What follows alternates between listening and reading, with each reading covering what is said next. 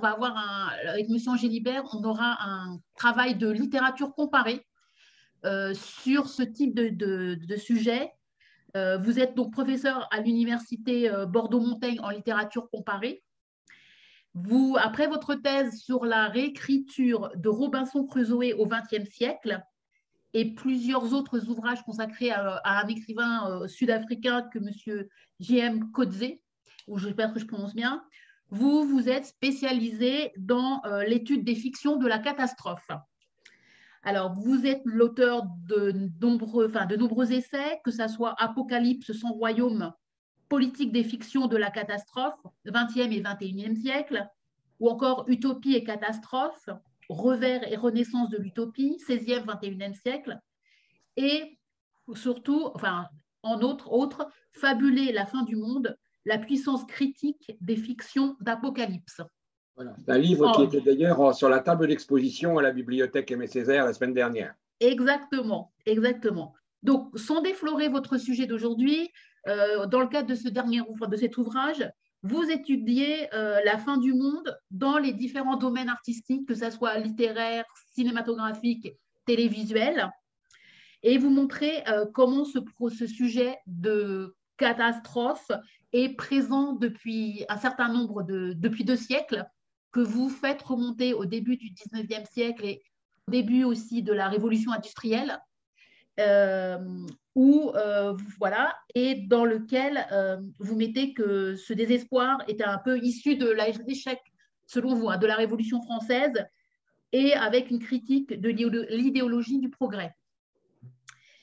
Mais vous avez remarqué que ce n'est pas un sujet où on baisse les bras, où on dit tout est fichu. Non, selon vous, c'est aussi un moyen pour faire émerger un horizon nouveau. Voilà, invisible, une promesse ouverte.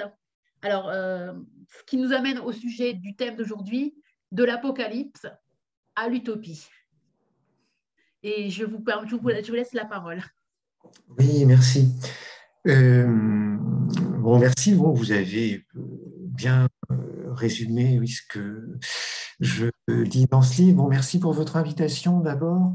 Et puis, tous mes regrets de ne pas être à Paris aujourd'hui. J'aurais beaucoup aimé venir, mais en ce moment, c'est vraiment très compliqué. Et nous avons Zoom pour compenser et puis nous parler, ce qui est assez ambivalent puisque on renonce un petit peu au déplacement parce qu'on a Zoom pour compenser, mais ça ne compense pas tout à fait. Désolé de ne pas être physiquement parmi vous, ce serait quand même beaucoup mieux. Mais on va essayer de se parler quand même via nos écrans.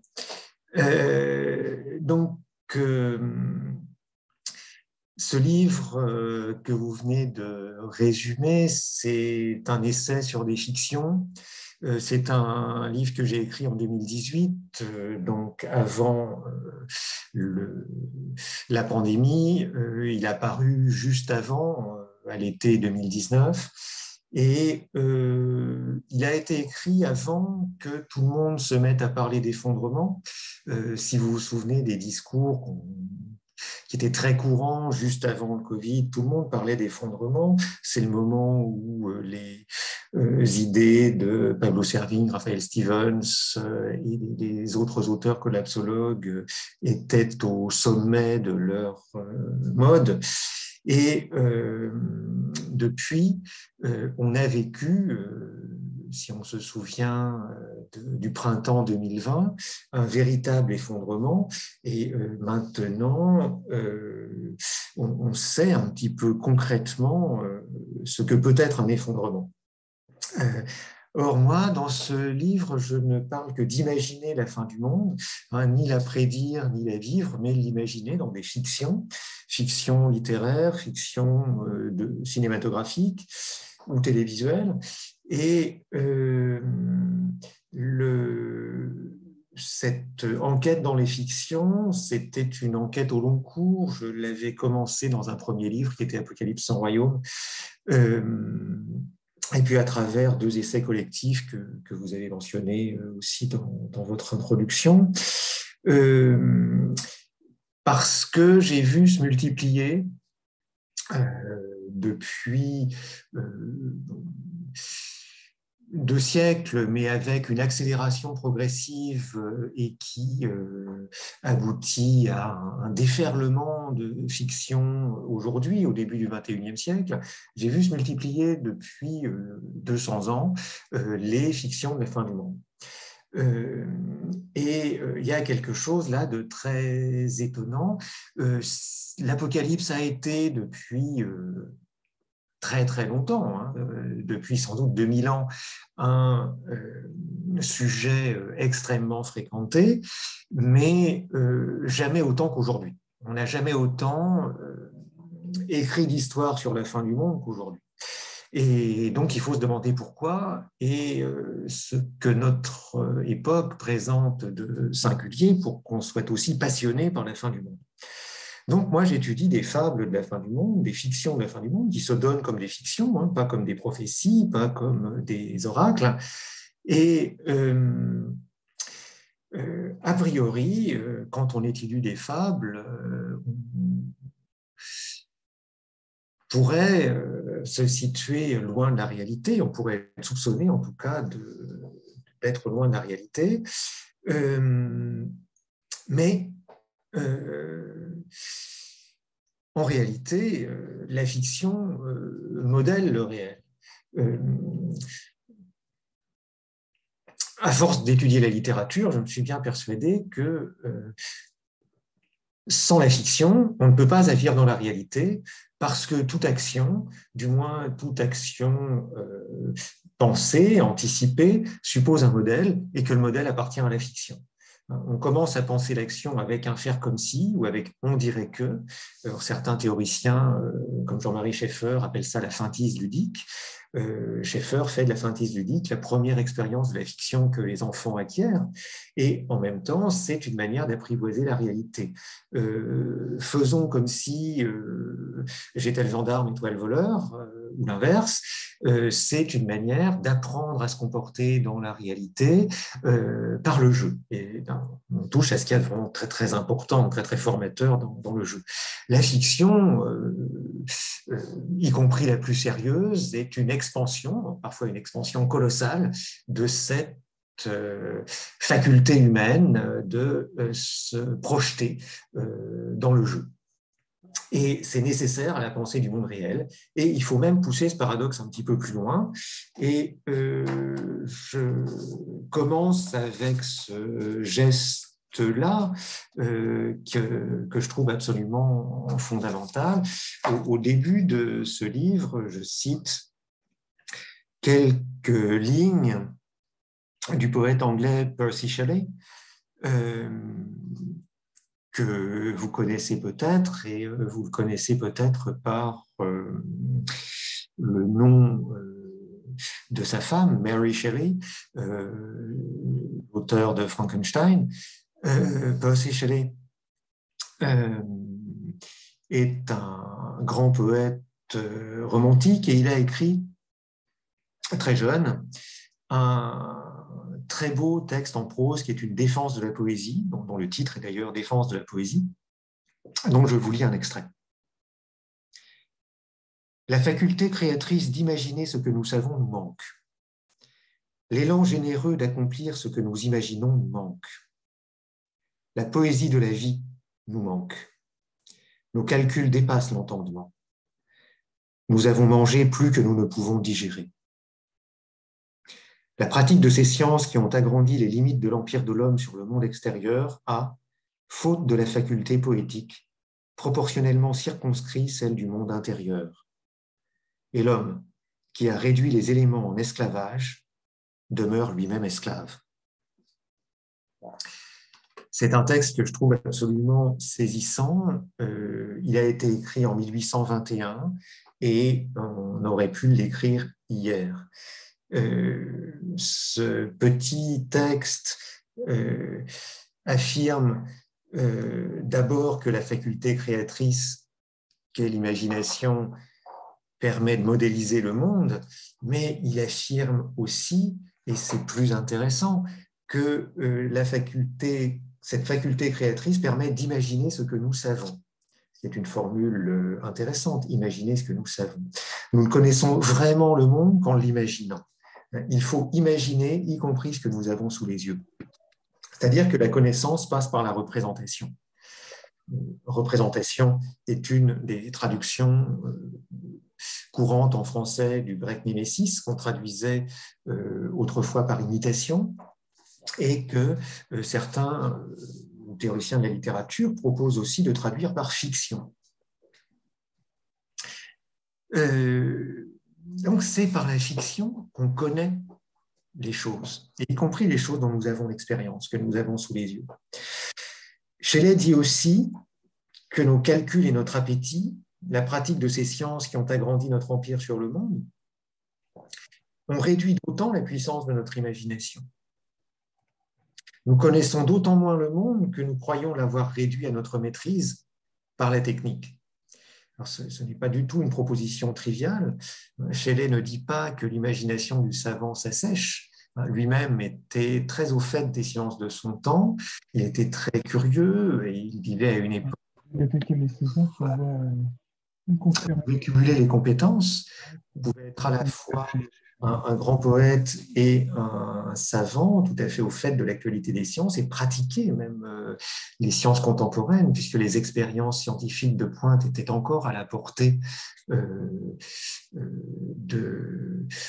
des curieux. Il n'y avait pas d'obstacle au niveau des équipements, comme aujourd'hui. Donc Shelley ne dit pas que l'imagination du savant s'assèche. Lui-même était par exemple très au fait de la chimie et de la biologie. Shelley dit plus précisément que la prétention des techniques à régner sur le monde empêche de voir le monde tel qu'il est. Et il donne une raison précise pour cela, parce que l'empire de la technique nous a fait manger plus que nous pouvons digérer. Je pense qu'on peut être facilement sensible à cette image. La technique développe notre voracité et nous en sommes prisonniers, nous en sommes esclaves. Et au moment même où Shelley écrit ces lignes, sa femme Mary a déjà fait paraître Frankenstein, qui est un roman auquel Percy Shelley a contribué d'ailleurs, un roman qui signale cette même hubris moderne. Je fais un petit détour par Frankenstein, mais qui est d'une certaine manière déjà un roman de la fin du monde. Victor Frankenstein, le créateur du monstre, est un homme des Lumières, c'est un savant, et c'est un savant qui a voulu le bien de l'humanité. Les recherches de Victor ont porté sur des techniques susceptibles de rendre les morts à la vie pour qu'on n'ait plus à subir l'injustice d'une mort précoce. La raison pour laquelle Victor entreprend ses recherches sur la manière de ranimer les morts, de recréer des vivants avec des tissus morts, c'est la mort précoce de sa mère qui lui inspire l'idée de combattre la mort. Et vous savez par ailleurs que c'est une idée qu'on nous vend encore aujourd'hui. À travers des promesses transhumanistes. Mais Victor, les recherches de Victor avancent, il arrive à créer un être vivant à partir de tissus morts, mais ces recherches débouchent sur la création d'un monstre, fabriqué avec des morceaux de cadavres, et ce monstre se met à tuer tous ses proches. Donc les efforts les plus sincères et les plus désintéressés du savant débouchent sur une catastrophe. Victor est aveuglé par son ambition de savant, il ne voyait pas ce qu'il faisait, et son aveuglement est mortel. Donc dans ce livre, ma thèse est que nous vivons un effondrement, mais que nous ne le voyons pas. L'effondrement a déjà commencé, il progresse, réchauffement climatique, extinction massive des espèces animales, méga-feux, inégalités croissantes, conflits, etc. comme le dit Donna Haraway dans Vivre avec le trouble, les écosystèmes perdent leur capacité à constituer des refuges pour les êtres vivants. Bon, c'est une idée qui suit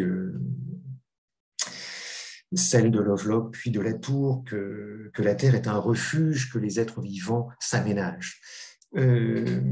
Et sous le coup des agressions multiples que nous leur portons, les écosystèmes perdent assez vite en ce moment leur capacité à constituer ces refuges qui sont nécessaires à la vie. Donc, mais pour voir réellement ça, nous manquons d'imagination, et donc nous avons besoin de voir cette dégradation en fiction pour la comprendre. Il faut faire fiction de ce qu'on voit pour le comprendre. Je pense qu'un exemple simple peut nous faire comprendre pourquoi. Pendant le confinement, nous avons beaucoup fabulé le monde d'après. Moi, en tout cas, je suppose que plusieurs d'entre vous aussi, nous avons beaucoup fabulé le monde d'après, mais plus ce moment de mars-avril 2020 s'éloigne, plus on l'oublie. Et on l'oublie, je trouve, à très grande vitesse en ce moment. Et peut-être, pour lutter contre cet oubli, eh bien, il faut essayer de comprendre ce pouvoir de la fiction. Et aujourd'hui, c'est ce que je voudrais faire. Donc, parmi les exemples que j'ai pris dans ce livre, Fabuler la fin du monde, un est peut-être plus parlant que les autres. J'ai étudié la série télé Leftovers, qui est une série américaine adaptée d'un roman de l'écrivain américain Tom Perrotta. Le roman était paru en 2011. Et cette série a été produite par Damon Lindelof, qui est l'auteur de Lost, une autre série que vous avez peut-être vue. Leftovers a connu 3 saisons qui ont été diffusées de 2014 à 2017. Et c'est une série qui a été regardée aux États-Unis comme un portrait des États-Unis d'après la crise de 2008. On a vu ça comme un regard porté sur des États-Unis malades, incapables d'encaisser le choc de la crise des subprimes et des populations laissées pour compte de cette crise. L'argument de la série est simple et intéressant. L'argument est que 2% de la population mondiale se sont volatilisés purement et simplement un jour. Le même jour, au même instant, dans le monde entier, les gens ont tout simplement disparu. Sans que, apparemment, rien n'ait provoqué cette disparition. La série ne donnera jamais d'explication à cette disparition, elle ne cherche pas à en donner, et les spectateurs comprennent assez vite que ce n'est pas la peine de chercher une cause, on n'en aura pas. L'événement est donné comme un fait brut. Il ne s'agit pas de l'expliquer, il s'agit plutôt de comprendre que faire après, de comprendre comment survivre, comment refaire monde après la disparition du monde qu'on a toujours connu. Et on voit qu'il suffit que 2% de la population manque, que 2% des êtres humains aient disparu pour que le monde change complètement. Ce n'est plus dans le même monde qu'on vit après. C'est un autre monde qui s'ouvre. Et comment vivre dans ce monde-là avec le poids de la perte, avec la disparition de ces 2%, c'est une vraie question et en fait, personne ne sait. Tout le monde est déboussolé, tout le monde est désorienté par cette disparition et on voit que l'enjeu est de refaire monde après cette disparition et dans le désarroi. En fait, personne ne sait comment faire. Donc la première saison commence 3 ans après l'événement.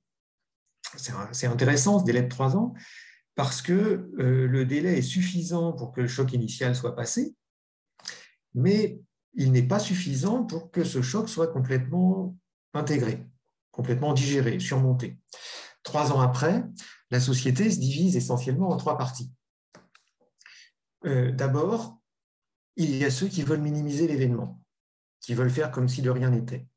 Ce sont les pouvoirs publics, les médias, qui tous cherchent à normaliser la situation. Et on entend à la radio, personnage allume la radio, on entend un journal et un expert dit que 2%, c'est très peu. Par exemple, sur un terrain de football, il y a 22 joueurs, eh bien, personne n'aurait disparu. Donc, il y a les pouvoirs institués qui minimisent l'événement et cherchent à faire comme si de rien n'était. Ensuite, il y a tous ceux, et là, ils sont variés, qui cherchent une explication surnaturelle. Et parmi tous ces gens un petit peu perdus, qui cherchent une raison à ce qui s'est passé, et donc qui vont la trouver dans une action divine, dans un événement surnaturel, quel qu'il soit, il y a une secte. Cette secte a pris le nom de coupables survivants. Cette secte se persuade que les disparus sont des élus et que leur disparition annonce l'apocalypse. Tout le monde va les rejoindre sous peu et donc il faut s'y préparer. Les coupables survivants abandonnent la vie civile, ils se regroupent en petites communautés, ils s'habillent en blanc des pieds à la tête, on devine que c'est un signe de pureté, et ils font vœu de silence. Et on comprend qu'avec cette espèce d'avatar contemporain des règles monastiques, ces coupables, ceux qui se disent eux-mêmes coupables, rachètent les péchés de l'humanité et attendent le jour du jugement. Un de leurs mots d'ordre est « ça ne durera pas longtemps ». Ils ont fait vœu de silence et entre eux, chez eux, ils ne parlent que par post-it. Ils s'écrivent des post-it pour se parler et sur les murs des maisons où ils habitent en communauté, ils affichent des grands slogans et « ça ne durera pas longtemps » est un slogan qu'on voit s'afficher à plusieurs reprises sur leur mur. Donc il y a ceux qui veulent minimiser l'événement, ceux qui au contraire en font un événement apocalyptique, donc la vraie révélation de ce qui nous attend. Et au milieu, eh bien, il y a ceux, c'est sans doute la majorité, qui essaient tant bien que mal de vivre, de revivre après la disparition. Il y a ceux qui doivent donc faire le deuil de leurs disparus et s'inventer un monde dans le deuil, avec le deuil, et pour continuer à vivre. La série s'intéresse bien sûr en particulier à ces personnages-là. Les personnages principaux de la série sont dans cette troisième catégorie. Ce sont ceux qui ne peuvent ni minimiser l'événement, ni affirmer qu'il faut attendre une apocalypse imminente, mais qui veulent, prosaïquement, réalistement, si j'ose dire, continuer à vivre. Vivre, ça ne veut pas dire nier qu'il s'est passé quelque chose, ça ne veut pas dire non plus transformer le reste de sa vie en une longue pénitence, ça veut dire faire son deuil et apprendre à regarder la réalité en face.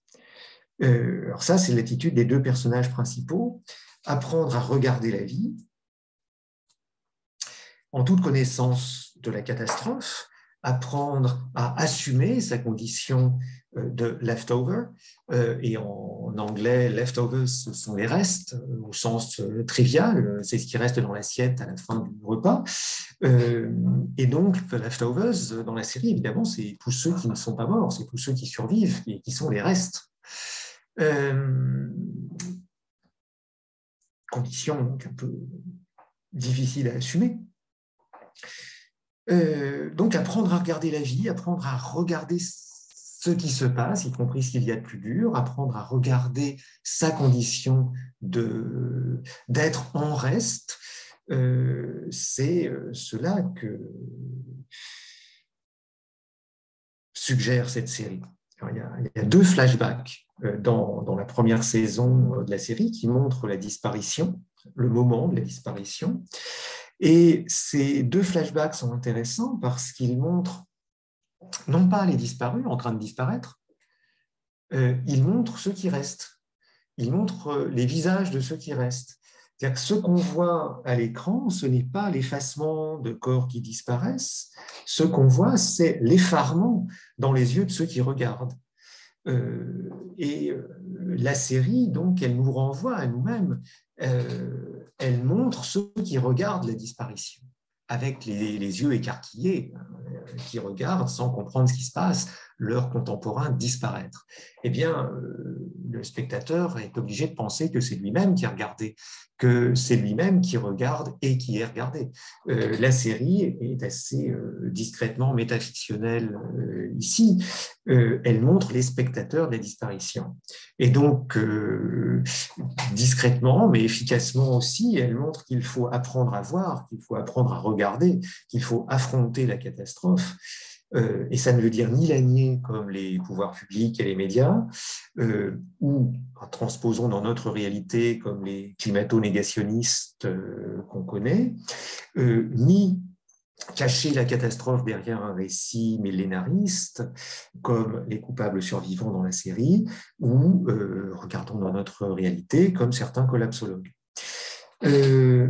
Apprendre à regarder ceux qui restent, ce CEUX, et ceux qui restent, ce CE, c'est la condition pour recomposer un monde. Et la série se poursuit ensuite sur la tentative de recomposer un monde entre les survivants.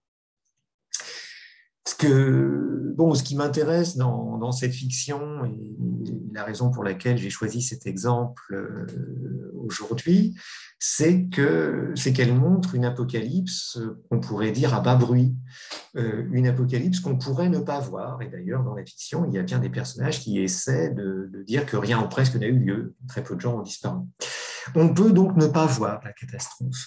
La catastrophe n'est là que pour ceux qui acceptent de la regarder en face. Ce qui veut bien dire que nous n'avons pas assez d'imagination pour représenter ce que nous savons. Il faut faire un travail d'imagination pour représenter et enfin voir ce que nous savons. Alors, c'est ce que j'appelle une apocalypse immanente par opposition à l'apocalypse imminente à laquelle croient les coupables survivants. L'apocalypse imminente, celle qui va arriver, celle qu'on promet pour demain, c'est celle des groupes millénaristes, c'est celle de tous ceux qui veulent croire que le jour du jugement est pour demain. Et au contraire, ce que je trouve intéressant dans certaines fictions de la fin du monde, pas dans toutes, de ce point de vue-là, il n'y a pas de règle, c'est pas parce qu'on raconte une certaine histoire qu'elle est automatiquement intéressante, qu'elle est nécessairement pertinente et révélatrice. Au contraire, la fiction nous apprend que l'apocalypse n'est pas imminente, elle n'est pas pour demain, elle est comme l'avenir, selon Althusser, elle dure longtemps. C'est ce que j'essaie de montrer dans cet essai. L'apocalypse demande de la patience. Alors, on peut prendre la question autrement, puisque je parle de patience, on peut remonter dans l'histoire, prendre le temps.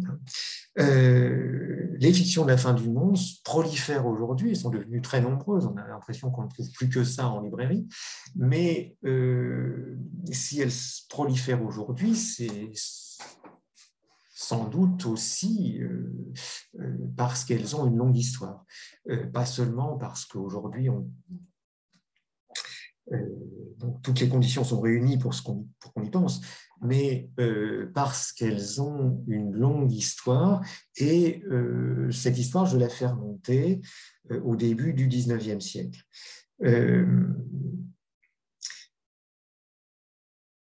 C'est-à-dire à la révolution industrielle de la machine à vapeur, et avec elle, le début d'une ère de conquête technique qui ont transformé la face de la Terre et qui ont bouleversé les cultures matérielles. Alors, j'ai pris comme point de départ, puisque je m'intéresse aux fictions, la première fable moderne de la fin du monde, qui est un livre de Jean-Baptiste Cousin de Grainville, auteur complètement tombé dans l'oubli, livre qui s'intitule « Le dernier homme », qui a été publié en 1805. C'est un livre relativement oublié aujourd'hui, enfin même très largement oublié, mais qui a été lu pendant tout le XIXe siècle et qui est un texte intéressant parce qu'il constitue un commentaire des Lumières en forme de bilan critique c'est un texte qui n'est pas du tout révolutionnaire, c'est un texte même tout à fait conservateur et désespéré. La fin du monde y apparaît comme la réponse de Dieu à l'hubris des hommes, mais on pourrait dire tout aussi bien, en le réactualisant un peu, que dans ce livre, la main de Dieu se manifeste à travers des catastrophes géologiques et cosmiques, et qu'on peut y voir la réponse du monde physique à la dégradation de la Terre sous l'emprise de la science et de la technique. Dès le début du XIXe siècle, donc, ce livre signale la parenté de l'Apocalypse et de ce qu'on n'appelle pas encore l'Anthropocène, mais du bouleversement de la surface de la Terre par les entreprises humaines. Et c'est un texte tout à fait contemporain de Shelley. Il développe des visions proches de celles de William Blake, autre poète anglais un tout petit peu plus vieux que Percy Shelley. Et d'ailleurs, le dernier Homme a été publié en Angleterre et traduit en anglais très très tôt. Il a été connu par les écrivains anglais dès sa parution en France, et il a eu une fortune critique plus grande d'ailleurs en Angleterre qu'en France.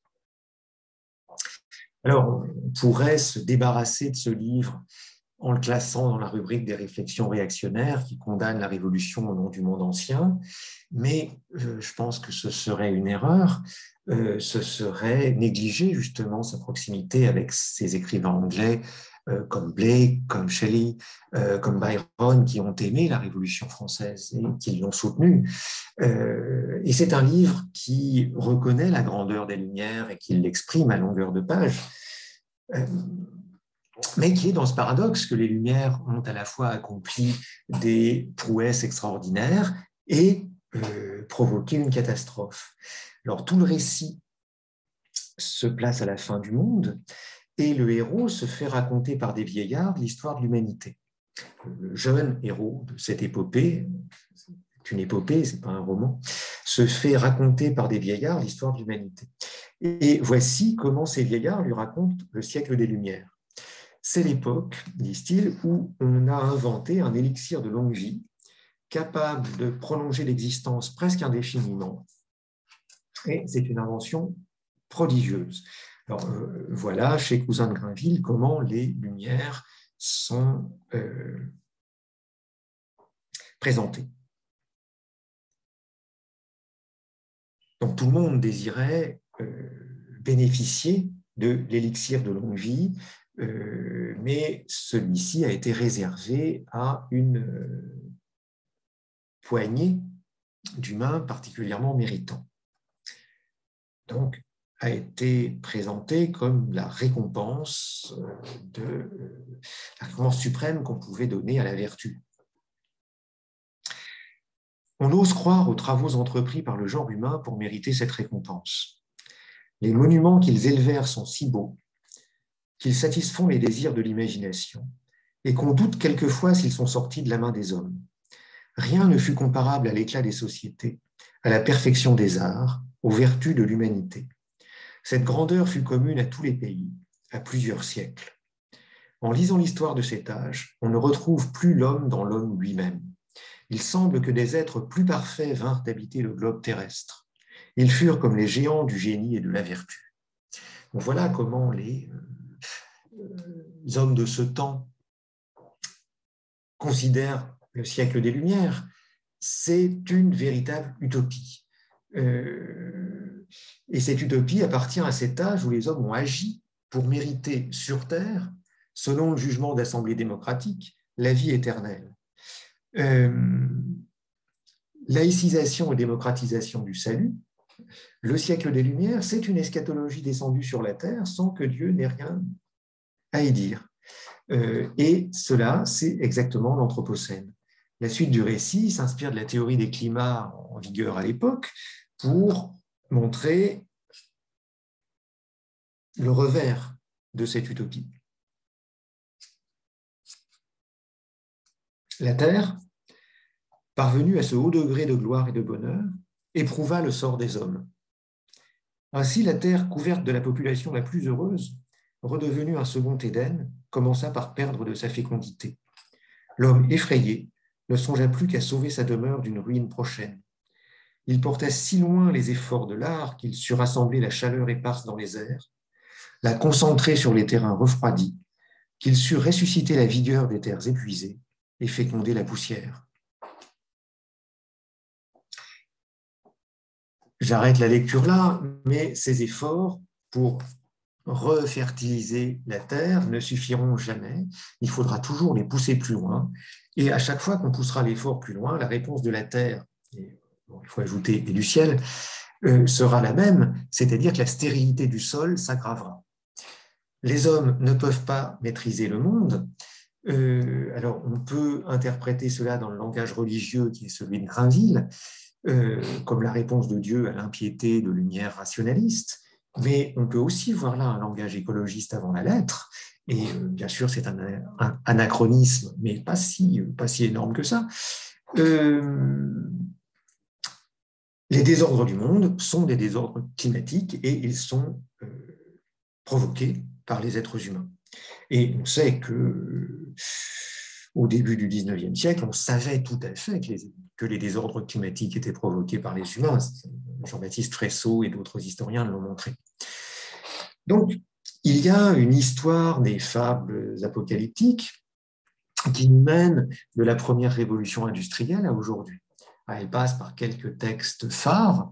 Alors je m'arrêterai sur un seul d'entre eux, qui est la nouvelle d'Edward Forster, The Machine Stops, la machine s'arrête, qui a été publiée en 1909, traduite en français assez rapidement et assez facilement disponible en français dans plusieurs traductions aujourd'hui. Cette nouvelle, La machine s'arrête, prouve que la prise de conscience des désastres de la machinisation, de la mécanisation générale, est assez ancienne.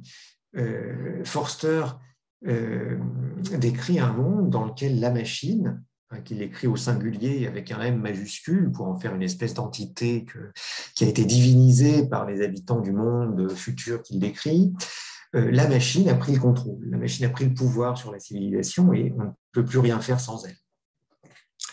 Toute analogie avec ce que nous vivons maintenant, voilà, nous ne pouvons plus nous voir en vrai, nous voyons à travers le réseau. Alors nous, on ne dirait plus la machine, on dirait le réseau, on dirait Internet tout simplement. Nous avons besoin de ça. Alors on pourrait en réalité se voir, on pourrait se déplacer. D'ailleurs, Forster dit aussi que ces personnages pourraient se déplacer, mais ils ne le font plus. C'est bizarre, nous c'est pareil. On pourrait se déplacer, mais on ne le fait plus. Vous voyez, moi-même, j'ai renoncé à me déplacer aujourd'hui. Donc, Forster explique que la machine, en général, éloigne les hommes de la vie. Dans le futur qu'il imagine, les hommes et les femmes ont confié toute leur vie à la machine, et la machine contrôle tout. Alors tout le monde mène une vie tout à fait artificielle. Les humains vivent dans des espèces de ruches, chaque chambre est un hexagone, tous les hexagones sont semblables à tous les autres, et on vit sans en bouger, parce qu'on a un écran qui nous permet de communiquer avec le monde entier, alors tout à fait, exactement comme nous aujourd'hui, et puis tout est servi à domicile par la machine.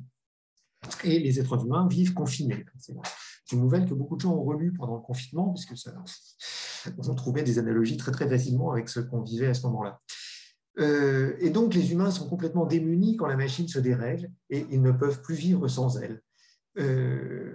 Comment en est-on arrivé là ? Je vais vous lire un petit extrait. Comment en est-on arrivé là ? Sous le gouvernement du comité central, c'est ainsi que Forster l'appelle en 1909, les membres du comité cédèrent à quelques pressions irrésistibles qui venaient on ne savait d'où et qui, quand elle était satisfaite, étaient relayées par une nouvelle pression tout aussi irrésistible.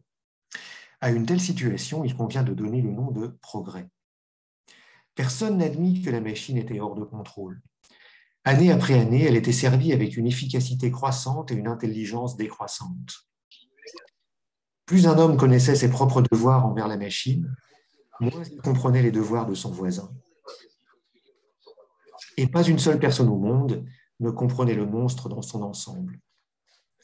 Mais l'humanité, dans son désir de confort, avait dépassé ses limites. Elle avait beaucoup trop exploité les richesses de la nature. Avec calme et complaisance, elle sombrait dans la décadence et le progrès avait fini par signifier le progrès de la machine. Alors, je cite ce passage pour plusieurs raisons. Finalement, le progrès n'est que le progrès de la machine. Le progrès technique s'entraîne lui-même et pour lui-même.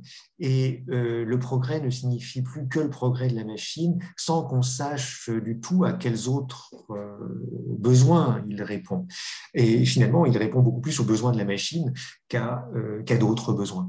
Il s'enroule donc sur lui-même et la vie des humains finit par être une vie entièrement remise à la machine et qui finit par ne plus servir que la machine.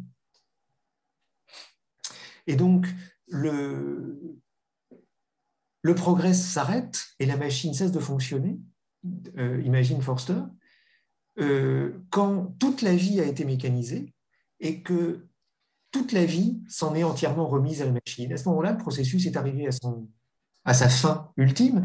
C'est-à-dire qu'il n'y a plus rien en dehors de la machine. Les êtres humains sont généralement, si on peut dire, résorbés dans leur fonction de rouage de la machine. Et quand il n'y a plus rien d'autre dans leur vie qu'être des rouages de la machine, et bien, le processus est terminé. Et la machine peut s'arrêter. Mais évidemment, les êtres humains avec elle. Et puis,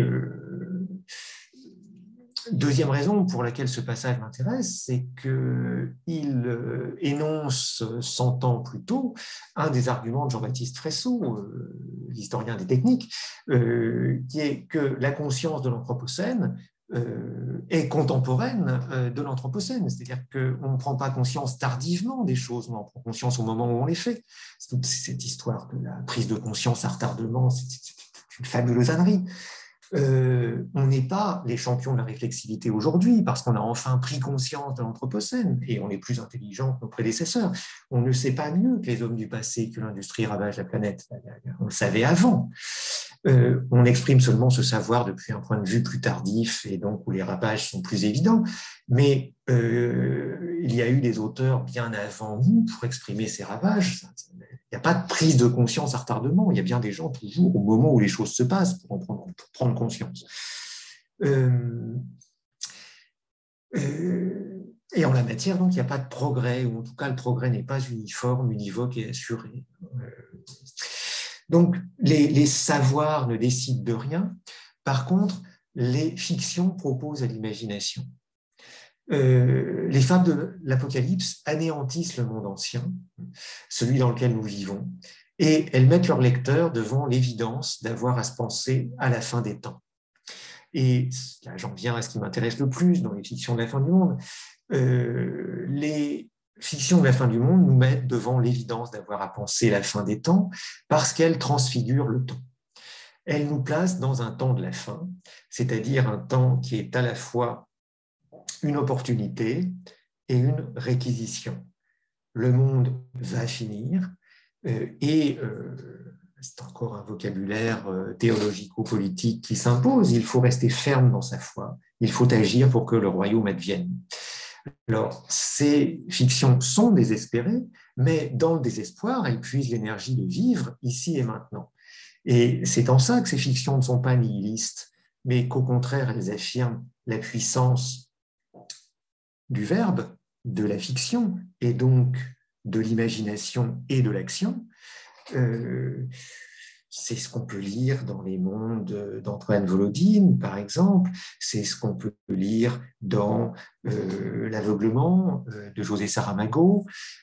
C'est ce qu'on peut lire dans quantité de fictions de la fin du monde. Je prends l'exemple de Saramago. Dans L'aveuglement, roman de la fin des années 90, il imagine un monde d'aveugles dans lequel une petite communauté de 7 personnages cherche les moyens de sa survie et imagine donc son avenir. Tout le monde est devenu aveugle. Il n'y a plus que des êtres humains aveugles, sans doute sur la Terre entière, puisque les aveugles ne reçoivent de nouvelles de personne d'autre. Donc, tous les hommes ont l'air d'être devenus aveugles.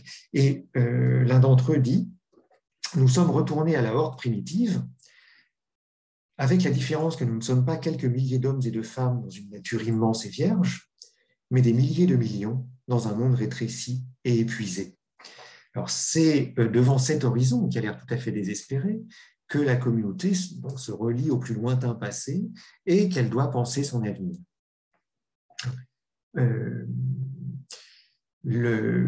Penser l'avenir dans cette situation-là, c'est se situer dans ce que les Grecs appelaient un kairos. Kairos, c'était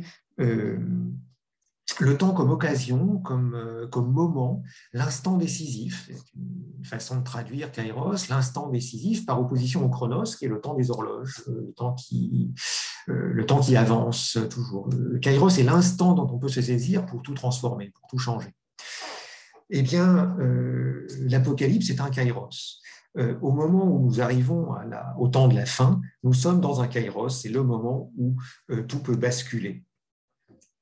Alors, quand nous sommes dans le temps de la fin, sous la menace d'une apocalypse imminente, en réalité, nous sommes toujours dans une apocalypse immanente, c'est-à-dire dans ce temps qui vide de sens les préoccupations ordinaires, qui vide de sens les actions les plus quotidiennes, mais qui charge de sens notre existence parce qu'il exige de requalifier la vie, parce qu'il institue un absolu, et que cet absolu, eh bien, sa signification s'éprouve dans la possible anéantissement de tout. Et l'enjeu, c'est bien le sens du mot action. Dans ces fictions, l'action, ce n'est pas l'accomplissement héroïque des films d'action, par exemple, c'est tout autre chose, qui est plutôt le tissage patient, collectif, du commun, pour charger de sens nos existences et refaire monde ensemble. Alors,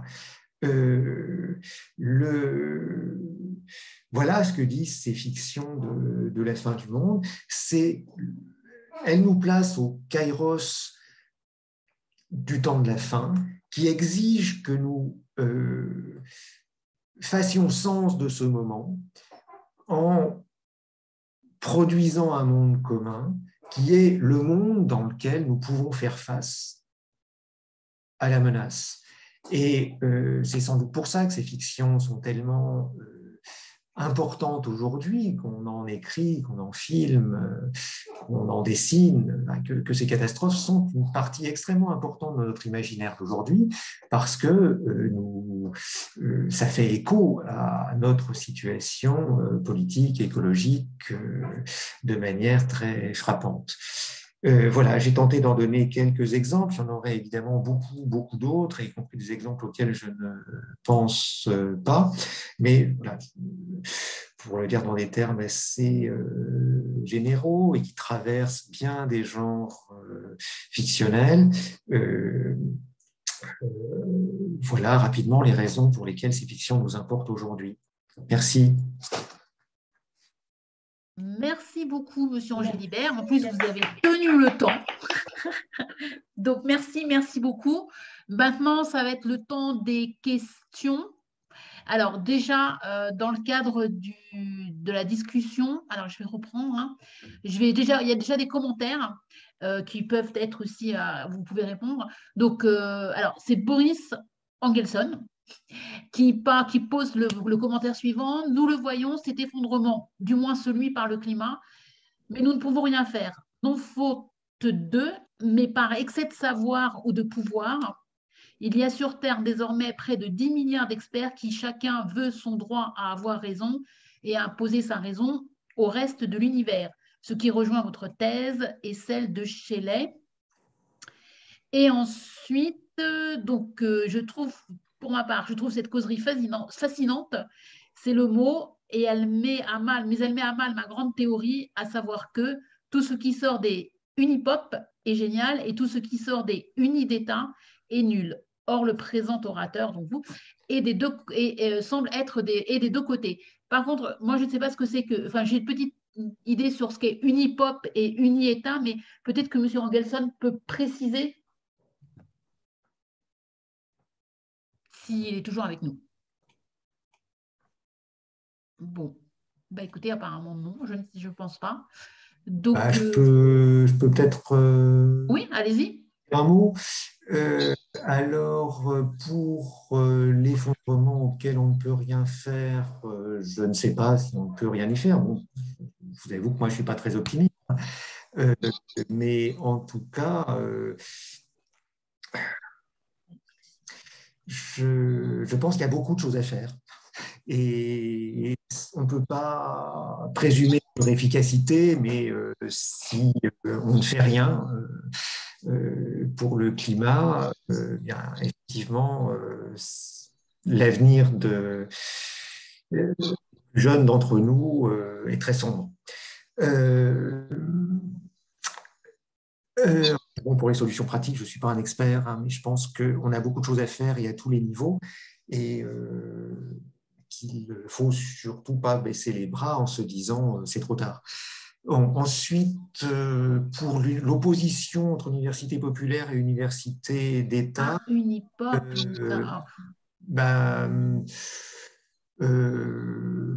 faut pas caricaturer.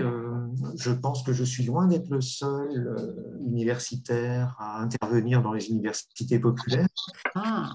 Je participe aussi aux travaux de l'Université populaire de Bordeaux, puisque j'habite Bordeaux, et je sais que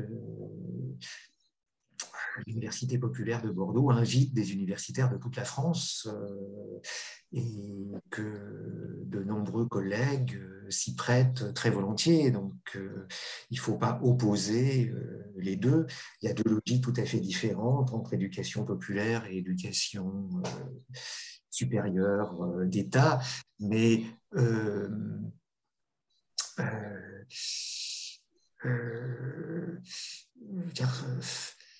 ne faut pas mésestimer la résistance des universitaires appointés par l'État aux politiques d'enseignement de nos gouvernements depuis 20 ou 25 ans. On souffre beaucoup dans les universités des politiques qui nous sont imposées depuis plus de 20 ans. Et malgré les restrictions budgétaires, malgré les règlements absurdes qu'on nous impose, on essaye quand même de faire tout ce qu'on peut pour que les jeunes qui viennent à l'université aient la meilleure formation possible et puissent se destiner à la recherche et puissent s'émanciper par le savoir, eux aussi. Voilà, ne pas opposer les deux trop vite, merci. Je vous rassure, on n'oppose pas, en tout cas à l'Université populaire du 14e, on n'oppose pas l'un et l'autre, puisqu'on fait venir aussi de notre côté pas mal d'universitaires. Je ne doute pas que vous en ayez déjà invité d'autres. Alors, il y a une autre question qui est la compatibilité de l'action et de l'imagination est-elle porteuse d'espoir? Alors, il y a peut-être une réponse de M. Engelson qui dit, disons que si toutes les profs étaient comme vous, je ne penserais pas des universités tant de mal. Ce n'est pas une question d'individu, c'est l'académisme qui tue les universités, à ne pas confondre avec l'érudition. Vous êtes érudit, mais pas académique. Donc, je pense que, voilà. En tout cas, il y a une question qui est très précise. C'est la compatibilité de l'action et de l'imagination est-elle porteuse d'espoir?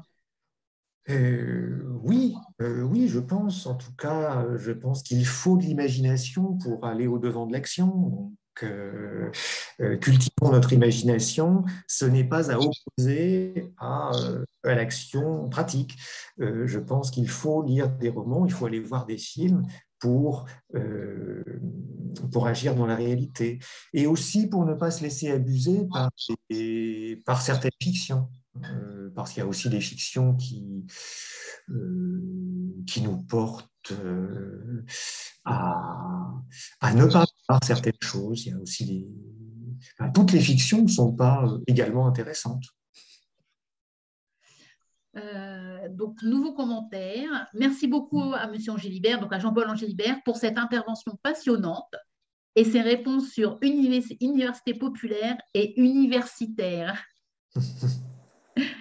Alors, je pense qu'on va avoir un grand débat sur les universités populaires et sur les universités d'État. Donc, par contre, les universités populaires ont une propension répréhensible à identifier le savoir avec le professorat, même si vous avez UP14, bon goût dans votre choix. Bon. Alors, est-ce qu'il y a d'autres questions sur le sujet d'aujourd'hui qui s'appelle de l'apocalypse à l'utopie dans le cadre des fictions ou autres? Les questions peuvent peut-être venir oralement aussi. Ah oui, oui, bien sûr, bien sûr. Donc, n'hésitez pas à ouvrir vos micros et à montrer votre petite main si vous voulez parler.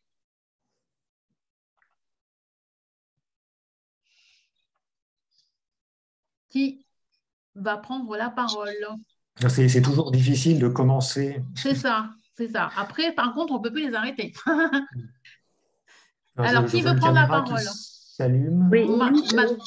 Allez-y, Madame Amer. C'est Ami, Madame. Amelin, oui.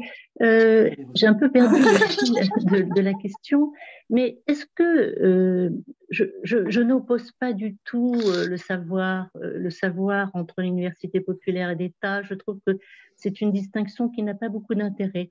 Mais la question qui a été posée sur l'action, il me semble, alors vous dites très justement que les films, les fictions nous apportent beaucoup de réflexions sur la manière de se projeter sur l'avenir, mais effectivement, ça m'intéresse aussi beaucoup de voir les films de Cyril Dion, par exemple, enfin, pour n'en citer qu'un, mais je me dis, mais que faut-il aujourd'hui pour déclencher l'action, justement? J'ai l'impression que plus nous parlons de cet avenir très problématique, plus nous sommes inhibés à entreprendre des actions spécifiques. Enfin, peut-être ne suis-je pas tout à fait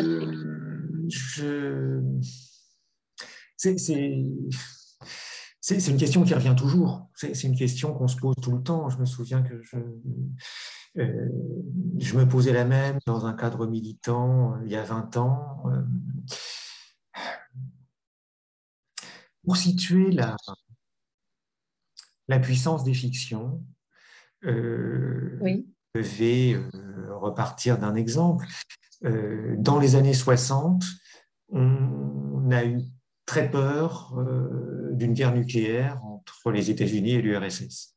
La grande menace apocalyptique des années 60, c'était la guerre nucléaire. Et c'est une menace qui a été longue, puisque les grandes manifestations antinucléaires en Europe, elles ont continué jusqu'au milieu des années 80. Il y avait d'énormes manifestations en Allemagne contre l'installation des missiles américains jusqu'au milieu des années 80. Il y a eu une grande manifestation en Angleterre également au même moment. Ça a notamment donné des œuvres. Si on regarde du côté de ce que ça a produit en littérature, ça a donné tout le théâtre d'Edward Bond en Angleterre dans les années 80. Bon. Donc, cette menace a produit à la fois de grandes mobilisations populaires et de très nombreuses œuvres qui dénonçaient le danger d'une guerre nucléaire. Si on pense aux années 60, même ça commence dans les années 50, vous avez peut-être vu le film The Secret Closet, qui était... non, pardon, je confonds les titres. Atomic Café. C'est un documentaire américain très intéressant, Atomic Café, qui citait énormément de petits films des années 50 qui étaient des films pédagogiques qui voulaient apprendre aux Américains que faire en cas d'attaque nucléaire. Des publicités dans lesquelles la guerre nucléaire était présente, des petites bandes d'actualité dans laquelle on parlait du risque de guerre nucléaire, etc. Et qui montre ce qu'on avait oublié, c'est que la culture américaine dans les années 50 est hantée par la menace nucléaire. Ça donne à la fin des années 50 un film que je trouve très très beau, qui est Le Dernier Rivage de Stanley Kramer, qui est un film, et un des très rares, à montrer la guerre atomique terminée et les gens qui attendent le nuage radioactif qui va venir les tuer. C'est un très très beau film sur la guerre nucléaire et qui se finit par une éradication totale de l'humanité. À la fin des années 60, c'est Docteur Folamour, qui est aussi un très beau film. Et puis dans les années 70, en France, c'est Malville, du roman de Robert Merle, puis le film est un petit peu plus tardif.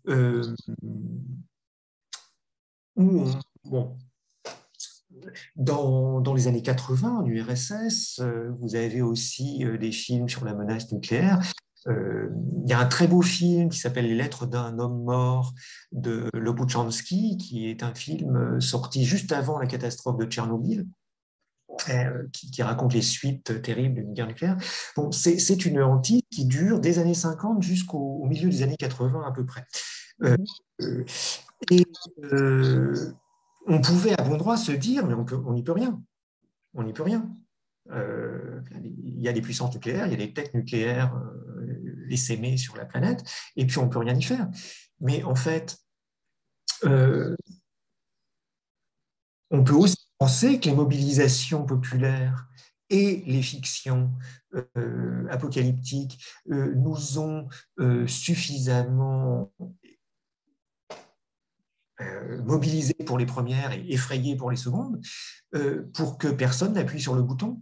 On peut aussi penser qu'on tue un rôle dans le fait que, même au plus fort de la guerre froide, eh bien, aucun chef d'État, ni américain, ni soviétique, n'ait appuyé sur le bouton.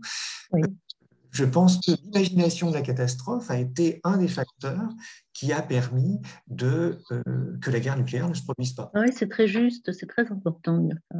Et alors, devant le dérèglement climatique, eh bien, les choses sont un peu différentes parce que le dérèglement climatique, on produit tous les jours en émettant des gaz à effet de serre, et il ne s'agit pas de retenir quelqu'un d'appuyer sur un bouton, mais il s'agirait plutôt d'obliger les usines à arrêter leur production ou à changer radicalement leur mode de production. Il s'agirait d'obliger à consommer beaucoup moins de viande, de bœuf. Il s'agirait d'arrêter les camions, donc ça veut dire de relocaliser aussi beaucoup de production. Il faudrait aussi arrêter beaucoup les ordinateurs des réseaux parce que on sait que ça consomme énormément d'électricité.